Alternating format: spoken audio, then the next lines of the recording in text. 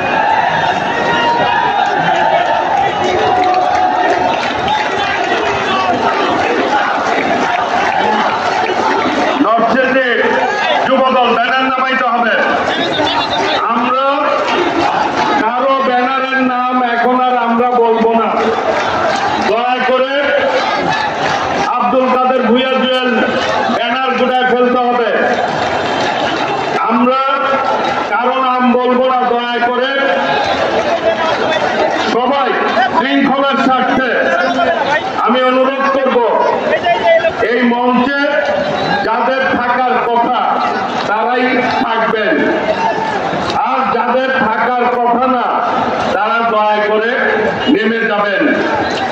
শৃঙ্খলার স্বার্থে আজকের এই সমাবেশে সফল করার জন্য সকলের সার্বিক সহযোগিতা কামনা করছি। আন্তর্জাতিক গণতন্ত্র দিবস প্রথমে বক্তব্য রাখবেন বাংলাদেশ জাতীয়তাবাদী ছাত্র দলের সংগ্রামী সভাপতি, ঢাকা বিশ্ববিদ্যালয় থেকে বেড়ে ওঠা নেতৃত্ব, ফ্যাসিবাদী আন্দোলনে রাজপথে বেড়ে ওঠা নেতৃত্ব, মেধাবী ছাত্রনেতা রাকিবুল ইসলাম রাকিব এ পর্যায়ে বক্তব্য রাখবেন।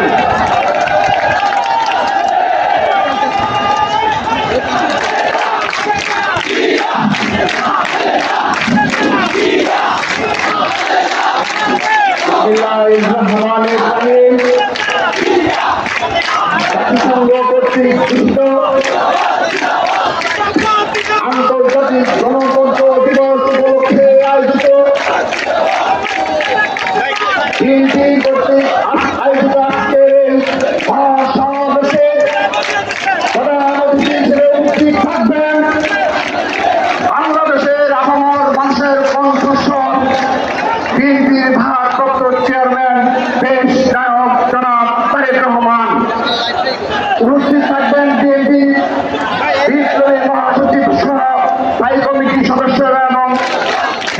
জাতীয় নেতৃবৃন্দ এবং উপস্থিত রয়েছেন ছাত্রদল কেন্দ্রীয় সংসদের বিপ্লবী সাধারণ সম্পাদক, ঢাকা বিশ্ববিদ্যালয়ের মেধাবী ছাত্র, আন্দোলন সংগ্রামে পরিচিত ছাত্র নেতা, পরিচ্ছন্ন ছাত্র নেতা